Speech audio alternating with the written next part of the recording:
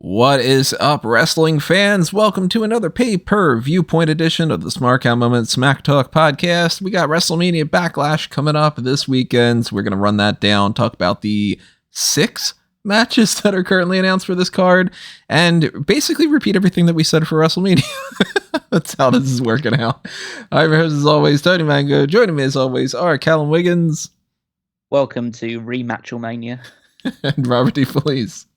Welcome to We Had a Plan and we totally threw it out the window. That's what this pay-per-view is. This is the WrestleMania rerun or WrestleMania rematch or whatever you want to call it. It is copy and paste half of the things and then the rest is filler. This pay-per-view looks awful. Not awful in the sense of like, oh, the matches are going to be the worst matches of all time, but in the, my God, you couldn't put 3 minutes worth of thought into this thing to try to make it seem like it's actually a quote-unquote premium live event. It's not going to be something we have a lot to break down because there isn't much substance to break down. And as we go along here, you're going to hear that from us, basically. But while we give our opinions, we give our picks on who we think is going to win these matches and anything else that might happen, we want you to do the same. So drop a comment below on YouTube. If you're listening to this elsewhere, drop a comment wherever you can, or send us a tweet or something along those lines. But especially if you are on YouTube, then do all the good things that you can do on YouTube that you would do with anybody that you're interested in. Hit the like button, make sure that you're subscribed to the channel, ring that little notification bell, hit the little thanks button if you want to toss a little spare change our way to keep the lights on here. If you want to help out in a more substantial monetary way, even if it's just $1 a month for a subscription service kind of deal, you got the Patreon, you get that little join button on YouTube, which is the same exact thing. Gets you access to the members-only content, like the Dark Cast tier and the Pick a Poison tier, where you can request stuff and make sure that we do those kind of story content, or the fan outs table stuff, or the list breakdowns, or mock drafts, or whatever it is that you might want. You get the whole shebang. You get to request it. That's the whole point. But we are going to be tossing out our stuff. We want to know what you have to say. And first thing that we normally do here is we try to fill in the blanks. There currently isn't. Don't you worry about blank. Let me worry about blank. That's what WWE's idea is. There are some spots missing on this card for sure. We currently do not have a Raw Women's Championship match, despite the fact that the 2 world titles are being held by one person. They still could not find their way to have a world title match for Roman Reigns, but he's in some other kind of scenario. I'm gonna bitch about that later. We were supposed to get a tag team title unification to 2 birds with 1 stone when it comes to the tag team titles, and that's been changed. Theory is the United States champion. Great way to start that off by not having him defend the championship. Ricochet is keeping up his track record of being in the Intercontinental title scene and not being on a pay-per-view, since for some reason that title is not allowed to be defended on a live event unless it's, to be fair, a house show. Has not been defended since Big E was champion. So fucking ridiculous, isn't that? But yeah, I mean, we got those options. We've got, maybe they decide to add something for like Ezekiel against Kevin Owens. That will definitely. I think that should be added to the card. I think that Bianca should be defending her belt. I think, at the very least, those matches have to be added. Whether or not Theory gets added or Ricochet probably won't get added remains to be seen. But I think at the very least, Bianca and Ezekiel versus Kevin Owens should be added to the card.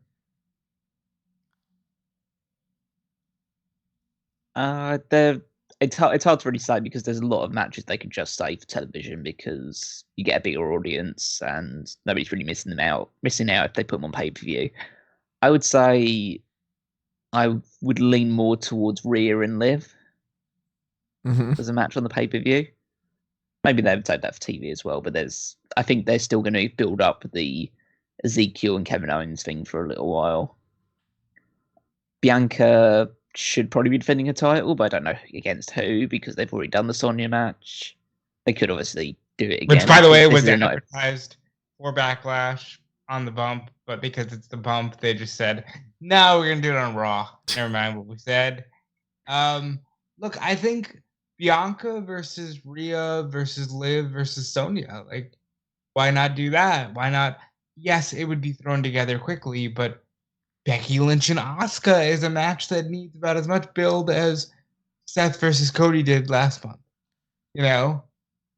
They've also got this whole thing with, even though Mustafa Ali for some reason had a handicap match for a champion contenders match, and they could have done Ali against Theory. Now it doesn't make any sense, but they could technically just run back the Miz and Mustafa Ali thing. I would hate that because we don't need more rematches on here, but he's been getting attacked by Ciampa. They could do Ciampa versus Mustafa Ali. I highly doubt it. I assume that they'll probably just be like, well, we want to do that on Raw.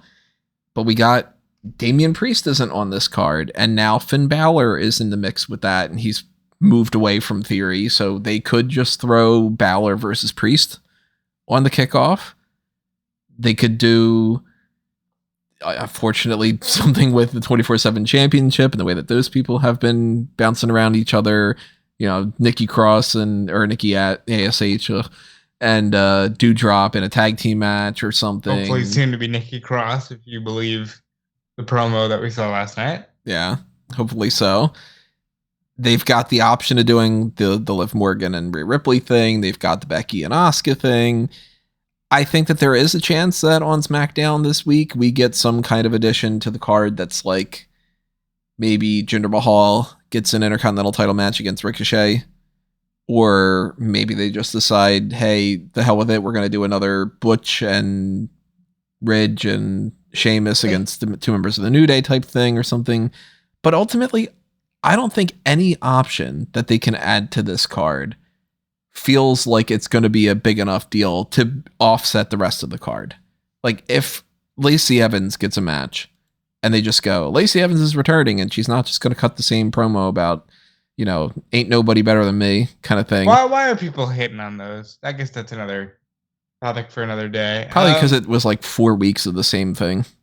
And it was just like, all right, I get it. You could have done it at once. Vignettes work. That's how vignettes work. And they're acting like, you know, she's a newly introduced character. I think the tables match would have been a fun save for pay-per-view instead of for SmackDown with the New Day against Sheamus and Ridge. The women's tag team titles are happening on SmackDown.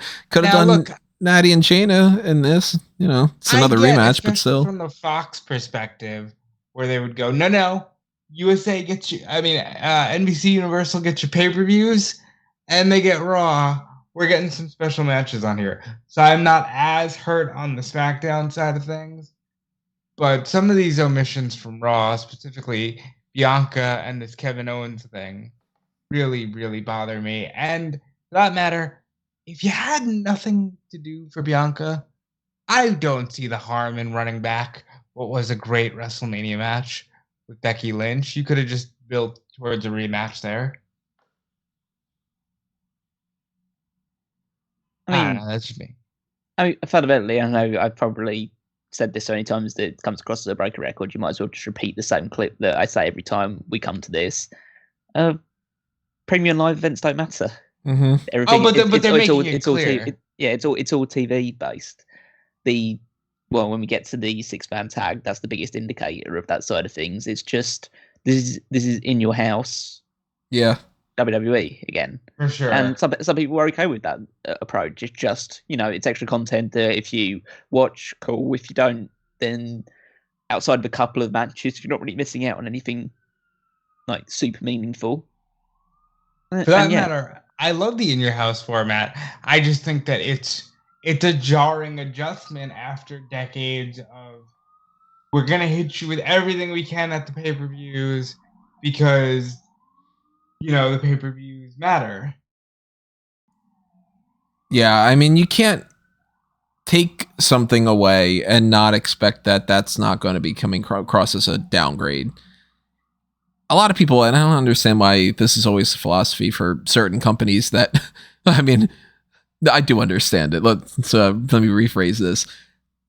Bad companies make these decisions all the time, and good companies realize that it's a bad decision and don't do it. But a bad company, I'll just toss out something like Niantic for Pokemon Go or Comcast or something will adopt the philosophy of, we're going to take this away, but here's a different distraction that will make you not care about it. And then that'll make you care more if we give it back to you that, oh man, we're reinstating this kind of thing. But if you want the attention to be on something else in a more positive, you can make that other positive better. And then you don't have to lose anything. You could just do better. And for a WWE perspective, if you're like, well, people only pay attention to the pay-per-views and they don't watch the TV because the TV builds up to the pay-per-views. So let's try to make that more where people pay attention to the TV. I don't think that the answer to it is take the matches off the pay-per-views and put them on the TV so that way the pay-per-views suck. I look at it more as do better pay-per-views and do better TV. Because, man, I look at this card and I go, why the fuck would I watch it if it wasn't my job? It's a match we saw at WrestleMania with no gimmick attached. A match we saw at WrestleMania with no gimmick attached. A match we saw at WrestleMania with the only gimmick being the guy who popped up at the last couple seconds of the match at WrestleMania and stood there isn't allowed to. A 6-man tag that would have been a skippable main event on an episode of SmackDown. And a rematch that we got at WrestleMania, but the difference is we know how the finish is going to play out this time because it can only go one way. Holy shit. The only match on this that's anything different is Happy Corbin versus Madcap Moss. That's the biggest, switch that you did was you got those two feuding. Look, I like both these guys, but man, if that's your biggest selling point, other than you want to rewatch, well, the biggest selling point is you like these people, don't you? Don't you want to see them do anything? Ronda Rousey's on there. Don't you want to watch her? But for somebody like me, who I'm like, I didn't give a shit about the Charlotte Flair match against Ronda Rousey to begin with. Now it's just the same match again, except for one of them has to tap out. Oh my God. What the hell? Why do I care? I definitely think that for as much as, WWE talks about not going for the hardcore wrestling fan, truly, the people who are really catered to and are most likely to watch this show are the hardcore wrestling fans. Like the people who would say, yeah, but it's Cody, I want to watch Cody. I'm going to tune into this show because it'll be great. I think, going back to the in your house analogy, I'm not sure I would have had Roman on this card.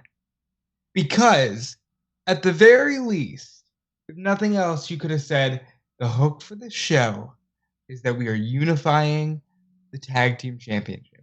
And that is a big deal because it's the Usos, who are the greatest tag team of this generation.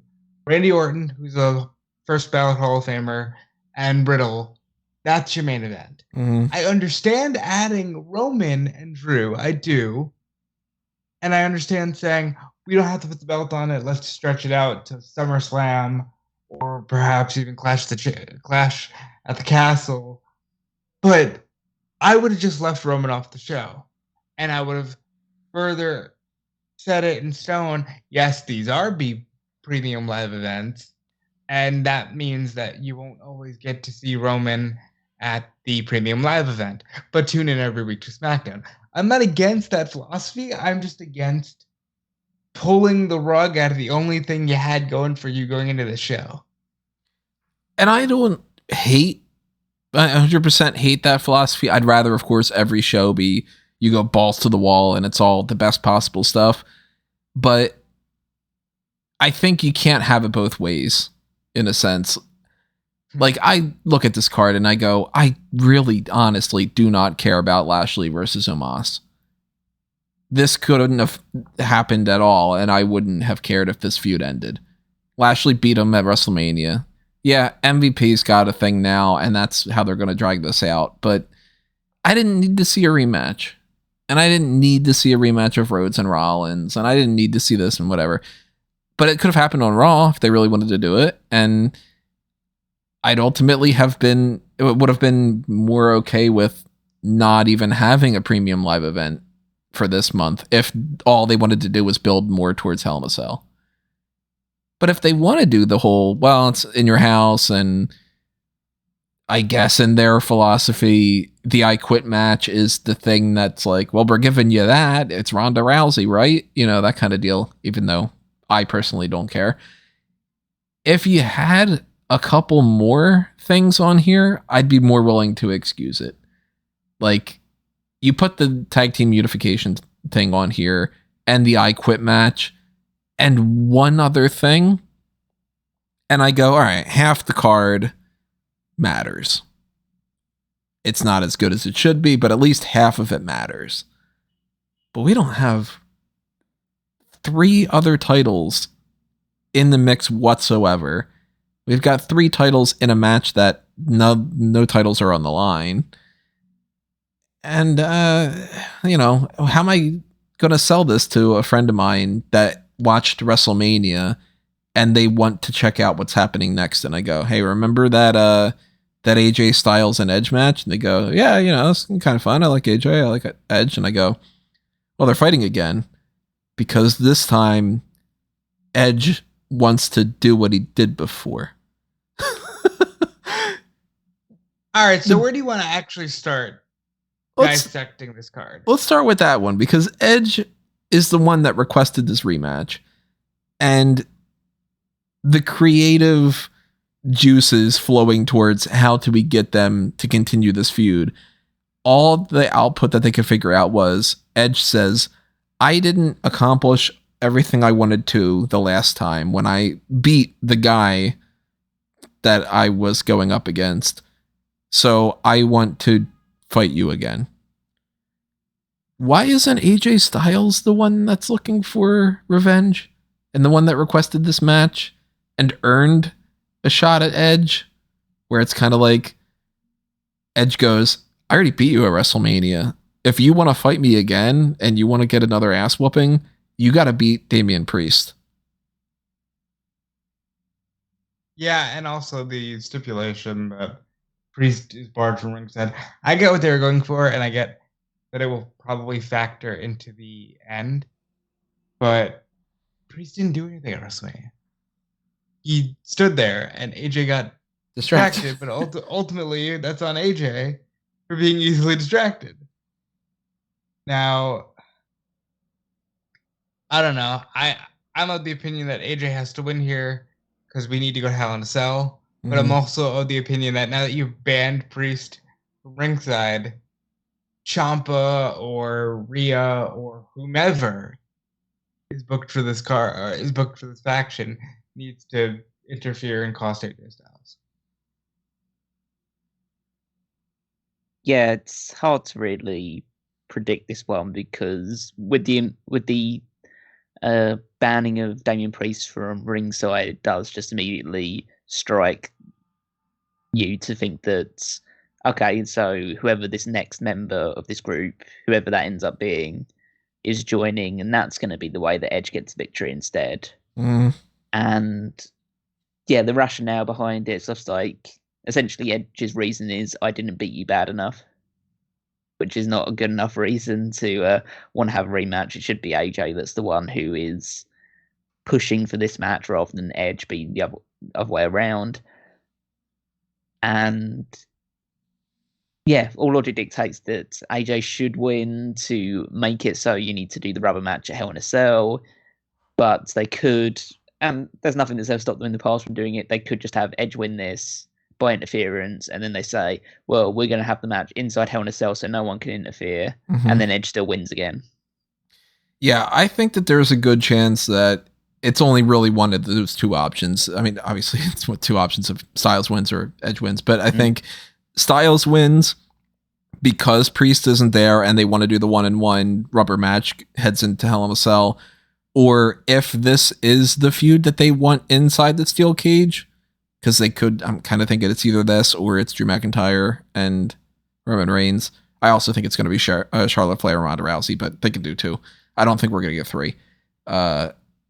If they want to use this as the men's Hell in a Cell match, it makes more sense for like T-Bar or somebody to come out, interfere, have Edge be like, yeah, you thought you had it all figured out. You thought that Damian Priest not being ringside was going to mean that it was just one-on-one. Well, I'm the ultimate opportunist. I'm smarter than that. And my other protege here is the one that screwed you over. Then that way, Styles talks to Adam Pearce or cuts promo in the ring, whatever the hell they want to do with it, and just goes, we need to figure out a way to keep all your bullshit shenanigans out there. Hell in a Cell. It's one way or another, but it ultimately still factors into the same decision of, we did the match at Mania, let's do the match again here, and then let's do the match again at Hell in a Cell. It's just triple dipping, and I'm not super duper enthusiastic about that. I kind of want to just go, okay, well then let's just do the Hell in a Cell match. Maybe Hell in a Cell shouldn't be a pay-per-view that happens at a specific time every year. We talked about that before. Maybe they should build up feuds that actually seem like they're worthy of Hell in a Cell. Yeah, maybe wait until... It's like they had one match at WrestleMania, Edge. I guess there's the argument that like, Edge obviously hit him with the concerto in the build-up to it, but then nothing else really develops that level of intensity post that happening. Mm-hmm. And it's not like it's the most intense feud of all time. They've barely touched each other since WrestleMania. AJ's just been kind of load of backstage promos, really. And they had like one backstage altercation, I think, and that's about it, really. Yeah, him just being like, Sarah, get out of here. Kind of thing. I mean, this feels like the first show, even though Edge has been on pretty much every show, I think. It's like, was this the only Raw that he's actually been live since WrestleMania? No, he's been in the arena, hasn't he? I feel like I don't know, because all these things have been like him sitting on Mei Ying's old throne. Hey, is that the thing? He was Mei Ying the whole time? That's the mountain of omnipotence. You've reached omnipotence. You are now Mei Ying.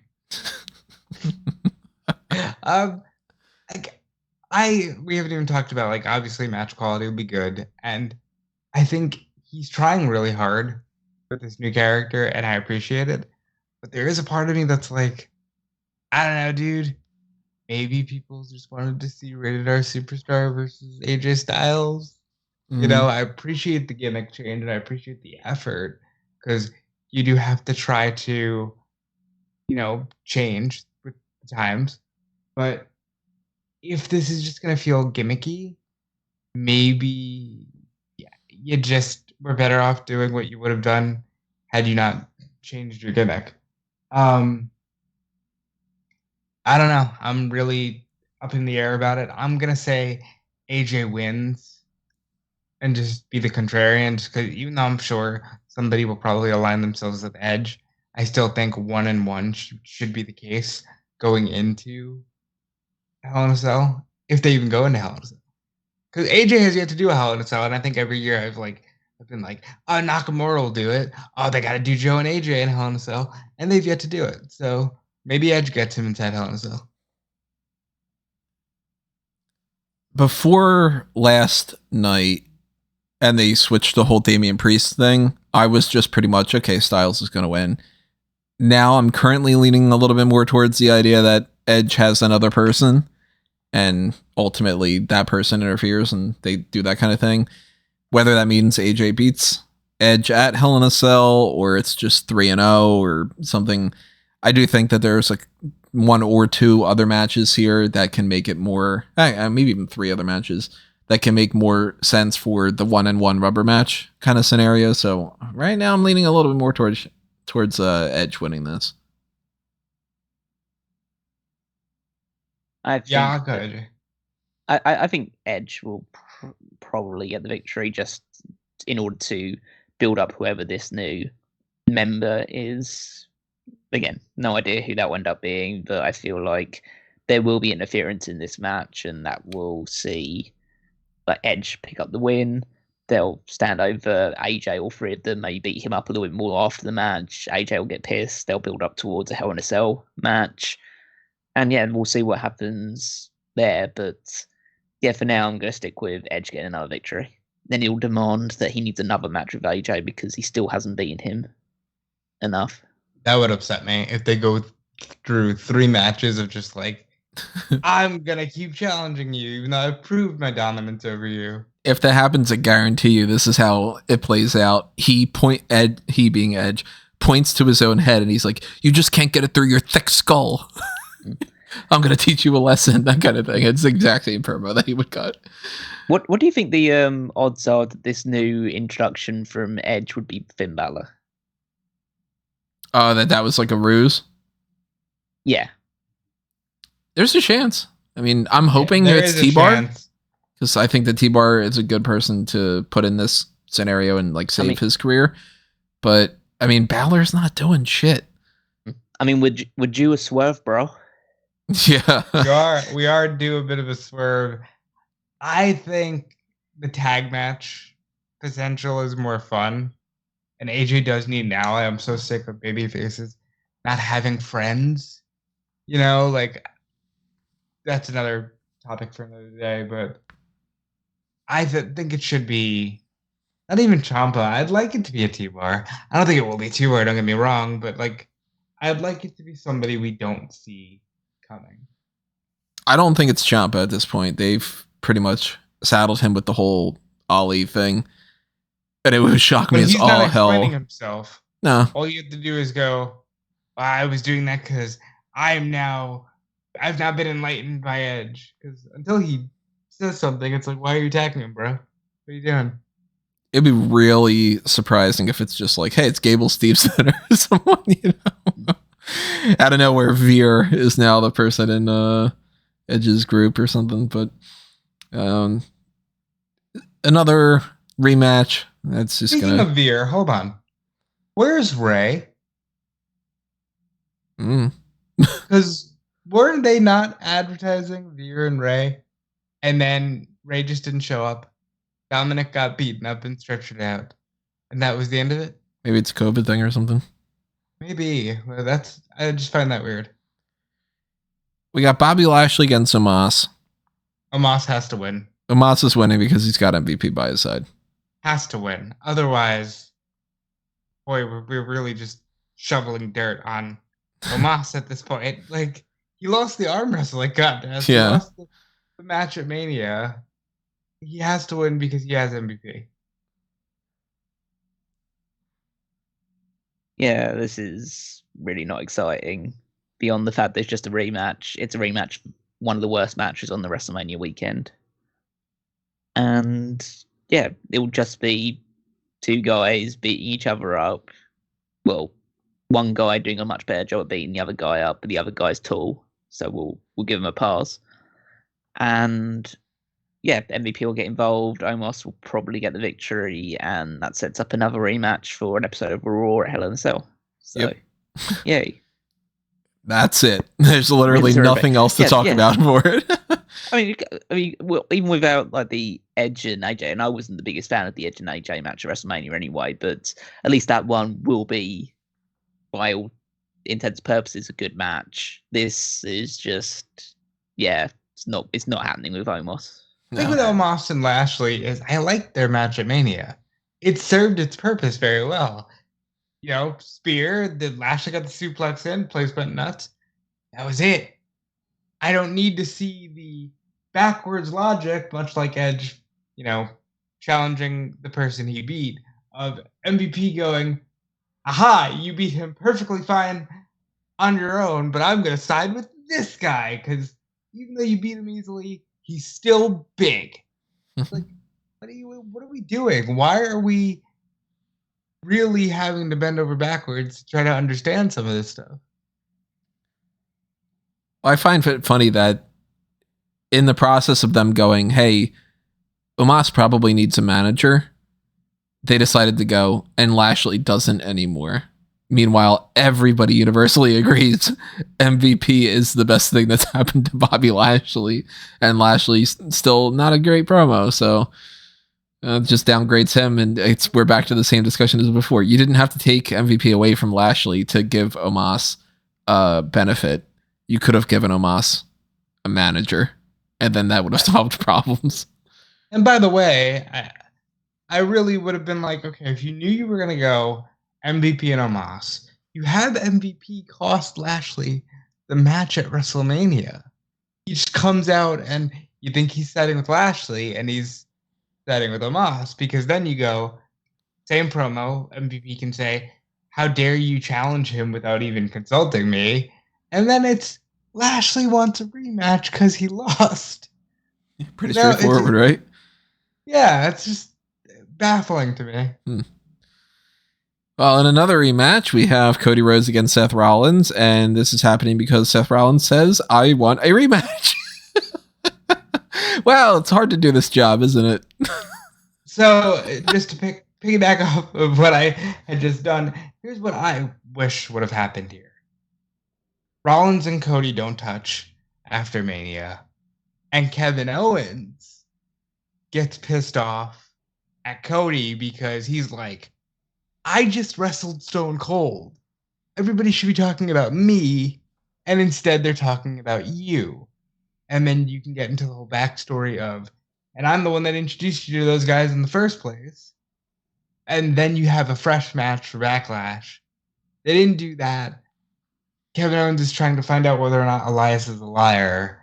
And you got this rematch, which, look, it'll be good. They had a wonderful match last month. And this will be great. Right? We can all agree on that. In ring, I'm sure it'll be fine. It's just everything surrounding it is as bland as can be. I liked the promo last night. You know, I wish he would have said that week 1 so that there was some heat going into it instead of the very last minute that you get to interact. But yeah, Cody has to win again because Cody honestly shouldn't lose for a while. Yeah, I have no idea where this one's going to go, honestly, because it wouldn't surprise me if Seth won this one, and you build to another rematch at Hell in a Cell, which basically seems to be the rule of the day at this point. But because they want to protect Seth to a degree, because he's one of their biggest stars, and they'll probably feel like, Cody, as long as we give him the third match, that won't hurt him too badly, and he gets to have a long feud with one of our most established stars. That gets him over quickly. I already think that a lot of the steam has fallen off Cody immediately. That's because he's not really doing anything of real note or interest on Raw. I think people are starting to realise that actually, outside of the match, the first match with Seth, which was obviously great, and then probably the match that everyone's anticipating, which is the match with Roman over the title, there's really not anything that people really want to see out of Cody Rhodes in WWE. Like, I can't really think of any. Like maybe Orton because of the history, and of course he'll have good matches with people like Owens and Riddle and Styles Theory, is going to be a match Styles, that's going to be like good. Yeah, but it's just a case like none of that excites me, and maybe that's just me talking. But it's just a case of he hasn't built on the initial excitement of him coming to the company, and a lot of that is built around the fact that he's just going to have another match with Seth Rollins. It just feels like, oh, so this is why you shouldn't be at this company. And to be fair, actually, Cody is kind of through AEW did a lot of rematches where he possibly could have just left it at 1 or 2 matches. So maybe this is what he's used to. I think that up until February, nobody ever thought Cody would ever go back to WWE. And realistically, he's fit in swimmingly. Like, I'm seeing it as his style is meant to be on WWE TV. His style of promo, his style of rivalry. I just think that they have cooler matches because they do have AJ and Kevin Owens and Edge. And even as a non-one-off, like The Miz, when you need a, pay-per-view rivalry, could be a fun one for Cody, given their history. But they're just like, all right, you're here, you're like everybody else. And that is where you lose everybody. Because he should feel special. He is special. But it already feels like, yeah, he's just another guy on Raw. As seen by him teaming with Ezekiel his, second or third week back? Like, really, you don't have anything better for Cody Rhodes. You've got all these great guys. Drew, Roman, you've got Sami Zayn is going to be a great feud. Sami Zayn will eventually be a great feud. Happy Corbin's going to be fun. Turn Finn Balor heel and let him go, yeah, the only reason you got to be where you are is because you joined something I created. Just go there. You've got a lot that you can do with Cody. It's just they're not showing any initiative creatively. They're just coasting. It's the same kind of philosophy of the rematches and everything. It's how do we put the least amount of effort into this and get the most amount of content hours for it? So they're just going, well, people are interested in Cody still, right? Why don't we just do that again? And we don't need to put any effort into like any story or any character beats or anything, because it's just Cody's back and he hasn't been back for a while. Huh? It's so lazy. Yep. And Cody should win this one. Cody should absolutely win. Unless, you know what they might even do here, because if they are clearly approaching this as it's kind of almost not even worthwhile to watch if it was an episode of Raw, I could see this ending in a fucking disqualification. It would not shock me at all if Seth Rollins gets disqualified and it's like, he introduced a lead pipe or whatever the fuck, I don't know. And that is like, he gets to beat down Cody, so he metaphorically won, even though technically speaking, Cody won the match by DQ, and then Rollins is laughing. This is the kind of stuff I'm tired of. I'm tired of jumping through hoops. I really am, and I've been really attentive towards all WWE programming since WrestleMania.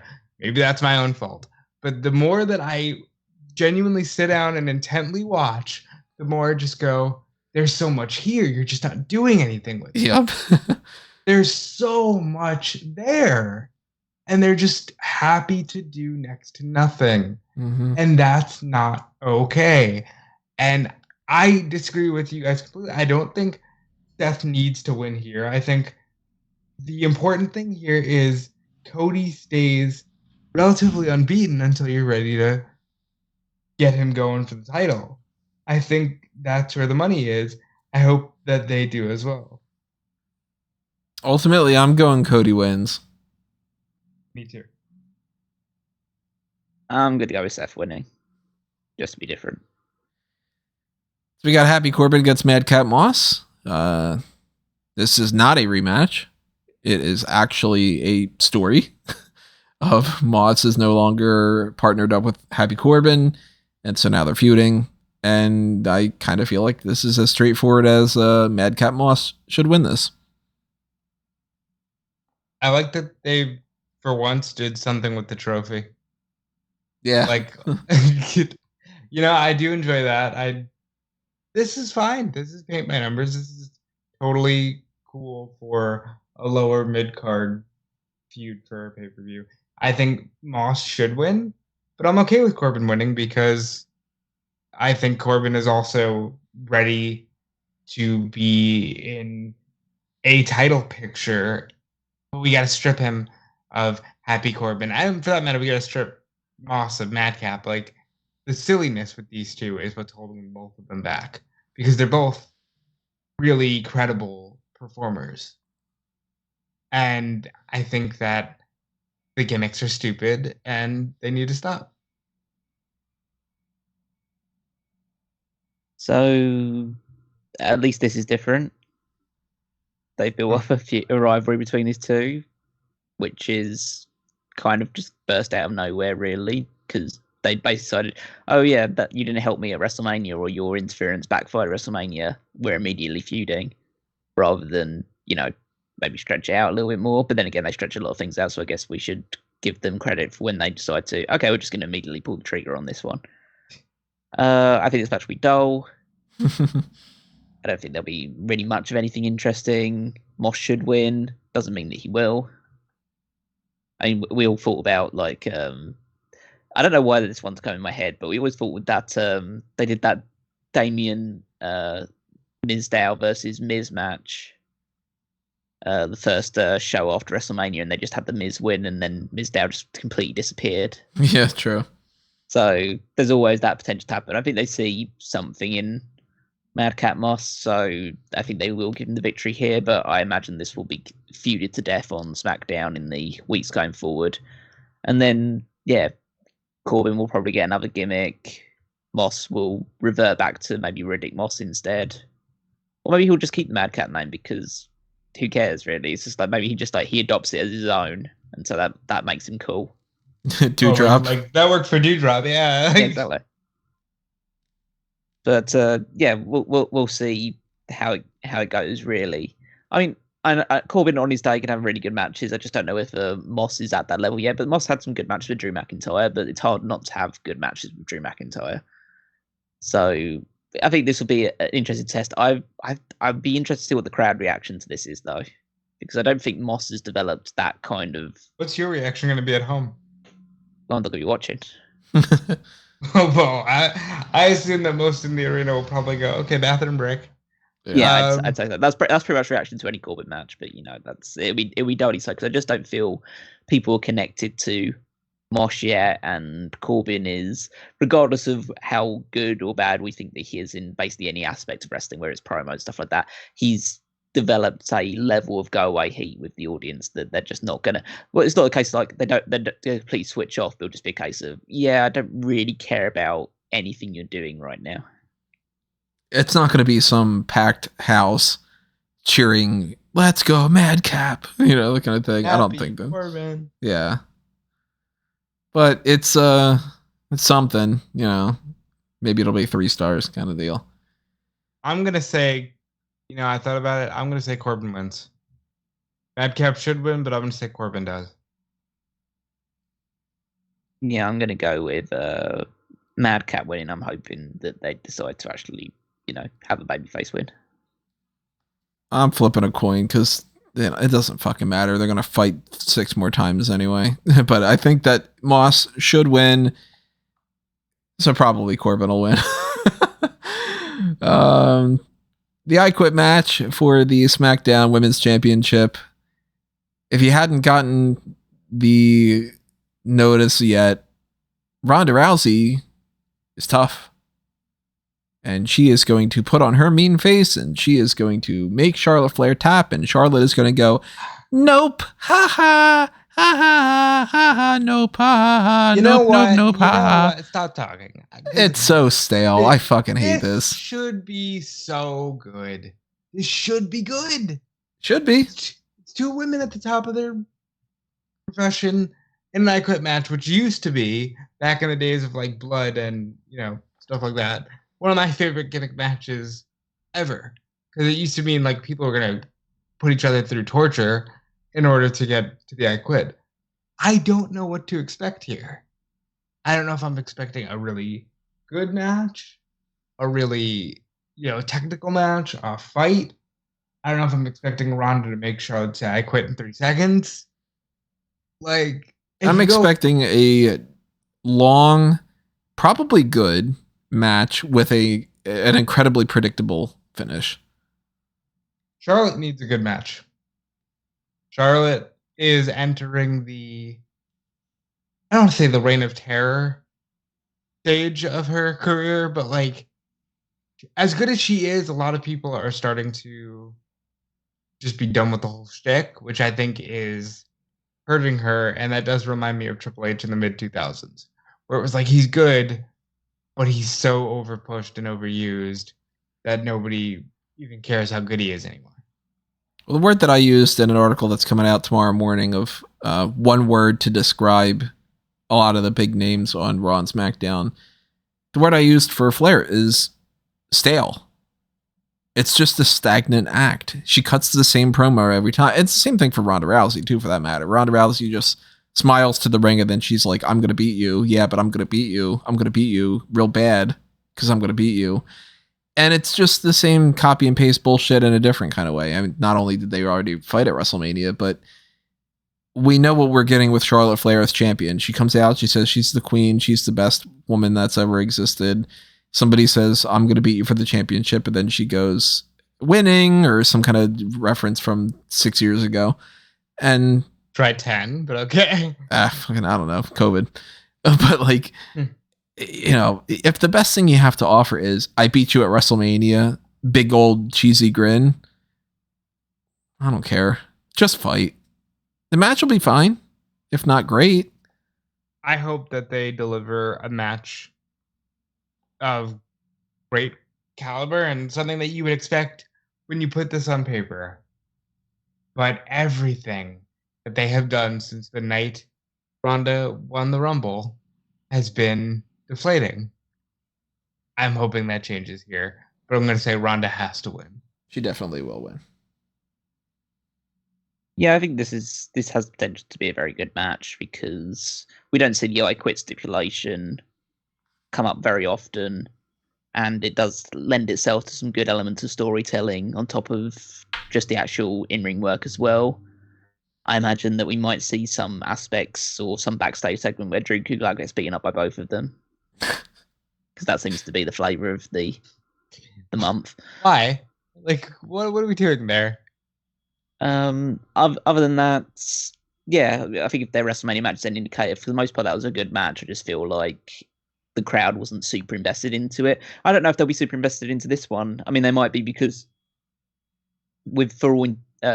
outside of the main event, obviously, but that's just a six-man tag. This is the most meaningful match on the card so far because it's got a title at stake, and yeah, realistically, I don't see why it shouldn't main event the show outside of the Roman clause where he either opens or main events every show that he's on.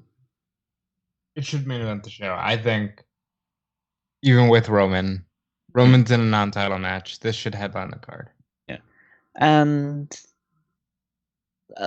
the gut instinct or the head instinct or anything, basically both my gut and my head are saying that Rousey wins, but then again, there's that rule that was firmly established at the previous WrestleMania is that you never bet against Charlotte Flair, because when you do, it's like that way madness lies pretty much at this point.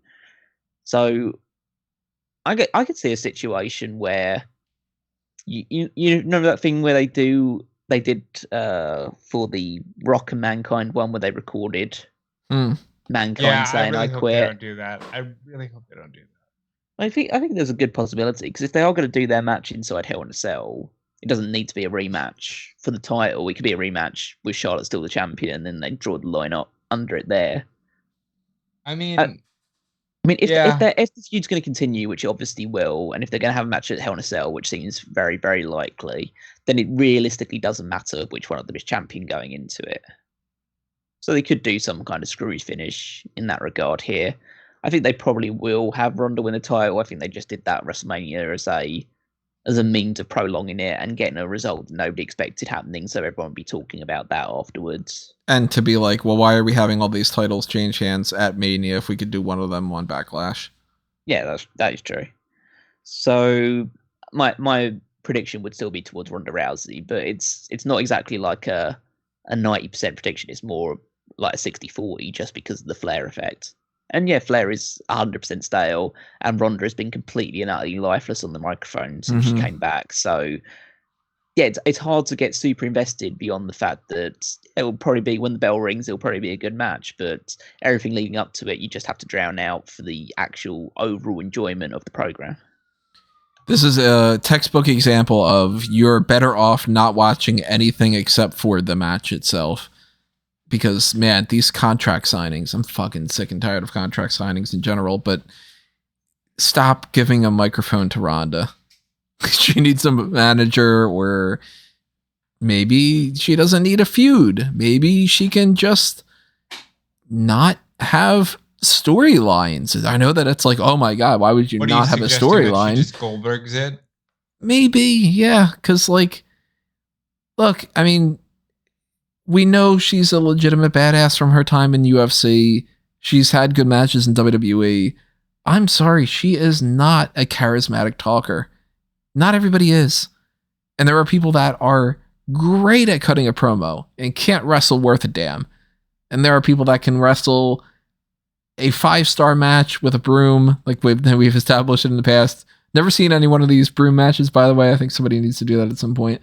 But they can do that, and you give them a microphone and they freeze like a deer in headlights. Ronda has 2 speeds. She has, I'm smiling and I'm happy and I'm trying to remember my lines. So I'm taking my time and I'm kind of repeating myself a little bit by looking to the side and then smiling again. If we had our cameras on right now, I could do an impression of it real quick because it's it's quite literally like she has these mannerisms and these little ticks, kind of like Sasha Banks with her inability to cut a promo without laughing at some point.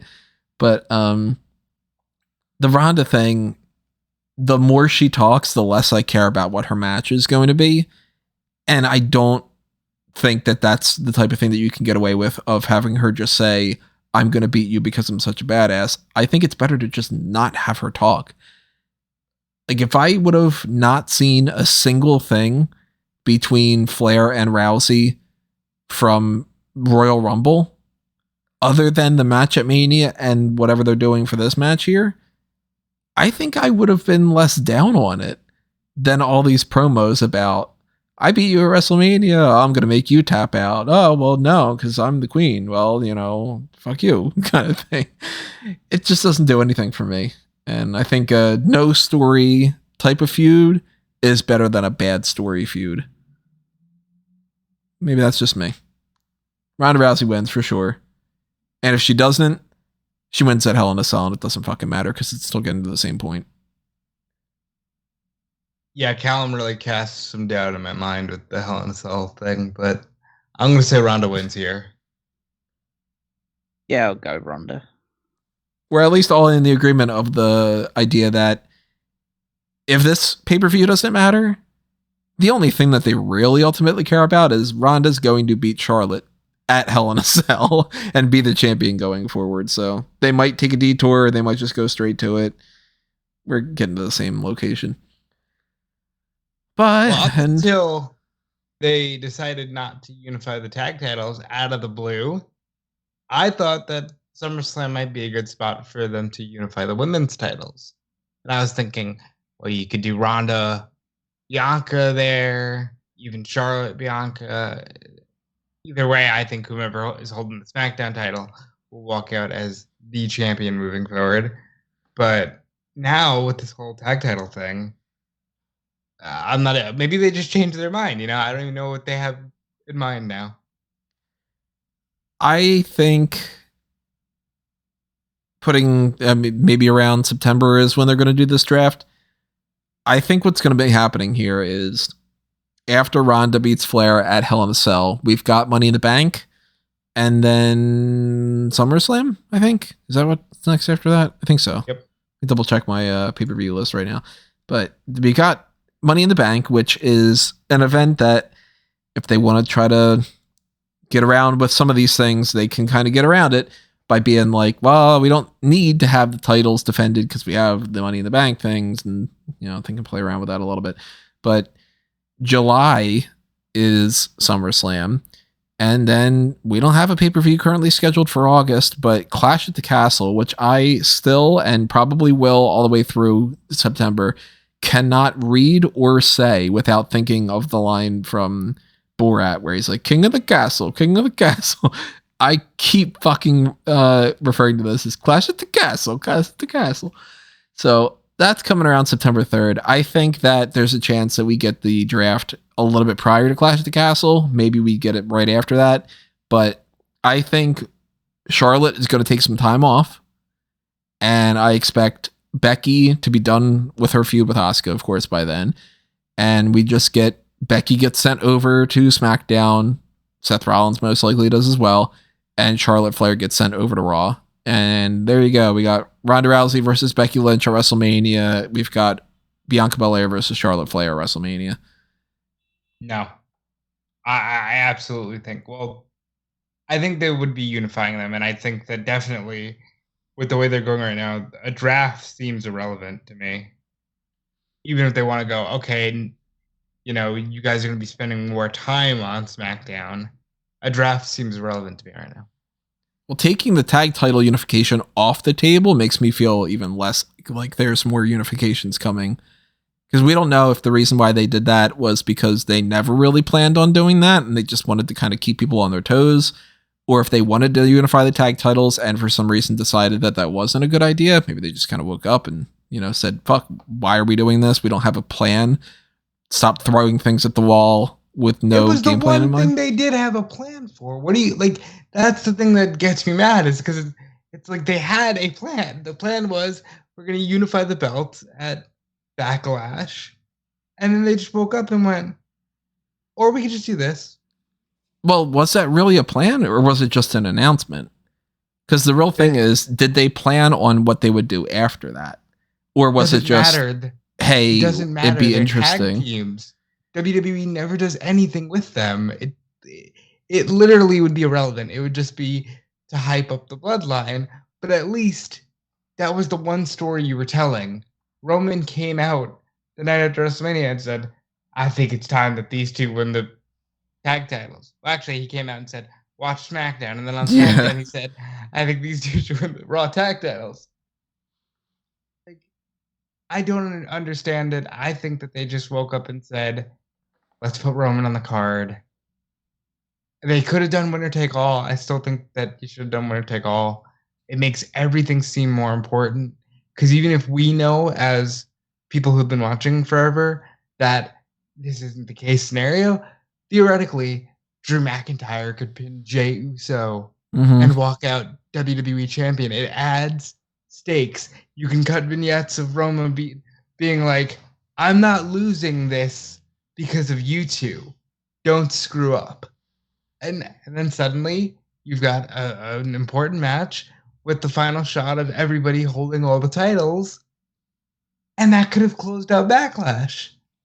This way, it just sort of seems like, hey, they got cold feet, maybe? And maybe they just want to save it for a Raw, a SmackDown, a Money in the Bank, or maybe they don't want to do it anymore. I don't know what happened there, but it just made everything feel weird.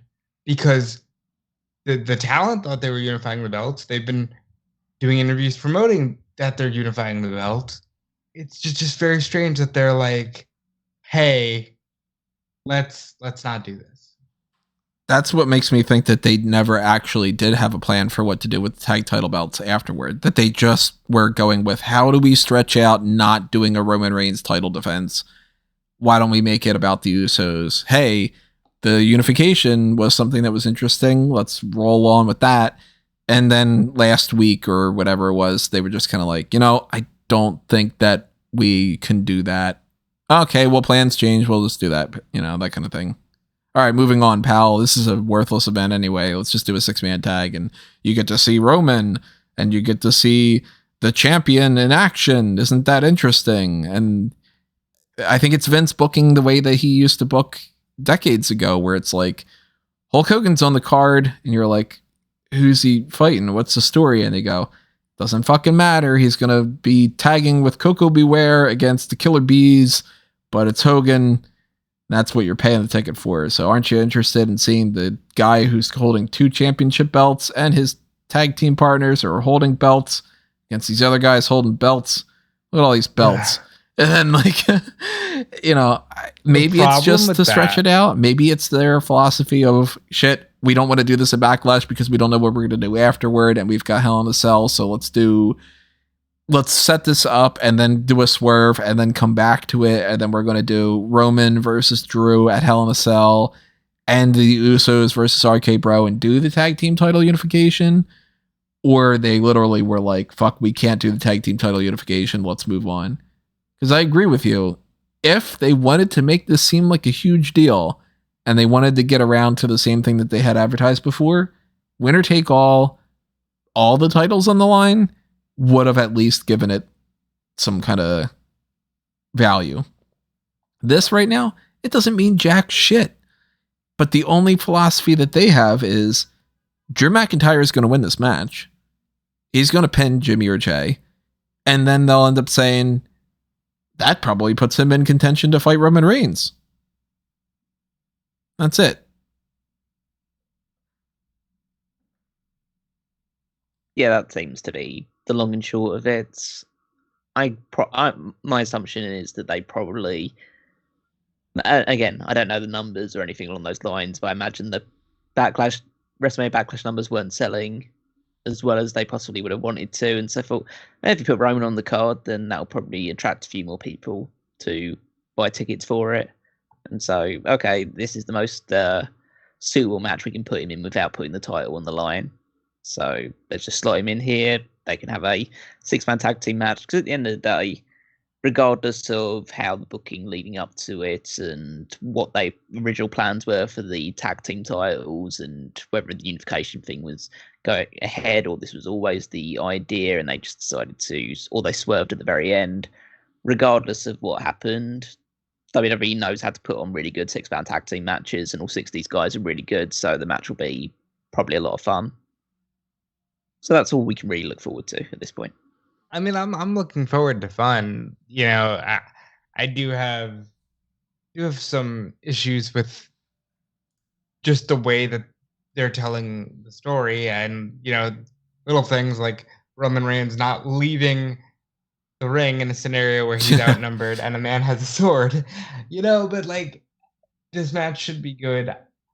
All I'm saying is, with each match here, I've given like 5 seconds of thought as to what I would do, and it just I just miss the days when it would flow, is all I'm saying. That being said, I like pointless six-man tag matches.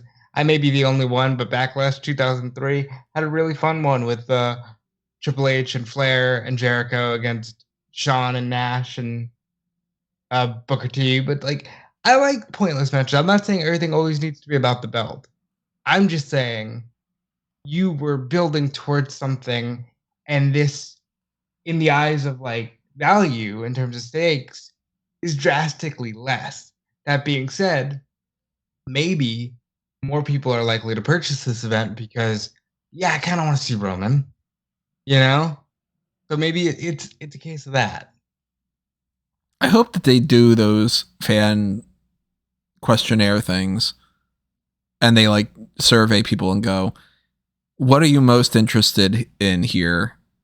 And actually get like, they don't, you know, softball it. It's not like, what are you most interested in here? And your only options are seeing Roman Reigns and I don't know, like the Peacock commercials and whatever. So it's like, okay, you only can pick the thing, and then they go and say people are voting for that. You know, the way that a two-party system works in the United States for voting and stuff. But like the goal, I would hope, is that WWE gets called out on this just being a kind of worthless event, and that they don't just go, I know, but, and then they do the little what, I'm forgetting what show it was, where it was like the whole like, I'm just a bad little kid, and aren't you just gonna go, oh, it's okay, kind of thing, like, you know, Leave It to Beaver or some bullshit. But like, you know, I don't want them to be okay with this, you know. I think that they're not. But just like in your house, events are now, you know, anytime anybody talks about it in your house, it's with utter disdain to the fact that the company was in such a shape. You won't get there, and you won't get that kind of discussion about these events until long after they have figured it out and they're on their new trajectory that's actually working. I think that that's giving them too much leeway. I think you can always look at to yourself and go, I could be better. I don't think you need to have sorted out the answer to. Well, they tried that, and it stands as one of the biggest memes of, hey, remember that time where the McMahons came out to the ring and said we can be better? Yeah, I just think that was bullshit to begin with, and they didn't have any plans to actually change. They were just like gaslighting, kind of. But the way that this is playing out, I mean, at least somebody this week is really six-man tag happy, because we had a six-man tag and a six-woman tag on Raw, and we're setting up a six-man tag for this event. So somebody's just like 3-on-3, and then it's like, what do we do about this one? 3-on-3. What about that one? You take 3 ones, you put them against 3 other ones. It's all I really have going on right now. I'm surprised there's not a thing on NXT Spring Break-In that's a six-man tag or something. But there's some other stuff happening tonight that maybe it'll be better than what this is. Maybe it won't be. I don't know. I'm just not feeling it. I think that Backlash, you slap the WrestleMania name on it, and it doesn't give you an excuse to do rematches. And I would be shocked if at the end of the year this isn't at least in my contention for worst event of the year, because I'm hoping it doesn't get worse than what we've got going for this lineup. I do not want to waste time on this pay-per-view this weekend. I'm only going to watch it because it's my job. Otherwise, I'd skip this thing immediately. So I recommend everybody else to skip it, because you can. You have the choice. And you know what I wouldn't skip? I wouldn't skip our post show, though. Please. I was going to say, and just listen to our post show, because we'll tell you what happened. And we'll tell you anything fun that you might have missed that you should check out. We'll crack some jokes and everything like that. So if you want to know when we go live, we'll be going as soon as possible after this. But if you want to make sure that you get that email alert, you got that button over there on YouTube that'll tell you, hey, these guys decided to just go live right now. Go tune in. Here's the link, that kind of deal. I'll have something up on the Megamaniacs. I'll have something up on EWN. I'll have something up on the page on smarkmma.com where it'll say, join us afterward for the live show on this link, that kind of deal. But maybe they'll surprise us. I don't know. Sometimes you can go into an event like this with really low expectations and it could be a fun show. I think that kind of covers everything. We talked about the matches that are already on here, matches that they might add. Of course, if there are any updates and changes to the card, I don't think that we'll know them necessarily by the time we do the hot tags on Friday, but maybe we do. And if we do, we'll address them on the hot tags. If not, and if it only happens afterward on SmackDown, then we will talk about that when time comes, and there'll be updates up on smarkmma.com. So stay tuned for all that stuff. Check out the Facebook and Twitter. Go to fanboysanonymous.com for something that I actually am interested in and excited about, which is that on Thursday, Doctor Strange in the Multiverse of Madness comes out. So Caroline and I are going to see that. I'm hoping to do some kind of a review afterward, where more than likely she'll be like, who is the guy with the thing and the hair? I don't know these people. That guy. I like that guy. That kind of thing. And I'll be talking about, well, you see, this is a reference to this kind of thing. And Gargantos is not actually Gargantos. It's actually Shima-Gorath, but you can't call him that. And nerding all out about that stupid stuff. But MCU, great stuff. Much more than WWE right now. That's happening over there, though. Check out the sister site. Go to the Blue Brand. Show some love over there. Hit up the Patreon. Toss some spare change our way. Make sure that I do more of that. Give me the incentive to talk more about these superhero blueprints or do something along those lines. I don't know. Let's do that Mount Rushmore that we've been talking about.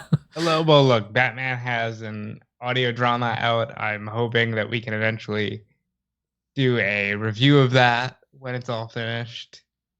Be a good time. But yeah, if you're all in for wrestling, check out me at Dude Felice everywhere. Check out twitch.tv/Dude Felice every Tuesday night.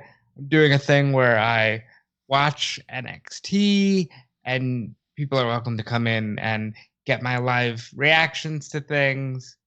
And, check out Fightful Select. Sean Ross Sapp just put up the likely location of the 2023 Royal Rumble and a whole bunch of other goodies. And yeah, I'm going to toss it over to Callum now. So you can find me on Twitter at WikiMeister14. Check out everything that's going up on the smarkmma.com website. The Power Rankings is my week-to-week contribution, but you should also be checking out the Fantasy League when it gets posted up onto the website ahead of WrestleMania Backlash, because our predictions will steer a little bit who gets a leg up or a bit of a hindrance heading into the first stretch of the competition. So check out once we've got our predictions down. Check out the post show. You'll be able to find out who's won, who's lost, and who's going to be suffering a little bit or feeling really good coming out of the show. Yeah, if you go to WWEFantasyLeague.com, you'll see all the information that's over there. New season starting in just a couple days, so that's interesting and exciting. I'm over at Tony Mango. You know where I am. You know what I'm doing. You know what I'm up to. And yeah, you want to chat? Tweet at me at Tony Mango. You want to check out the Bleach Report stuff? Go over there. You want to check out the EWN stuff? Go over there. You want to do something else? Go do whatever you want to do. I ain't telling you what to do. But if you want to stay tuned to this, that'll be great. We hope that you liked this episode. We hope that you appreciate all the stuff that we are doing for you guys. We appreciate you listening. And we will see you next time. But for now, this has been another Smark Out moment, and we are being counted out.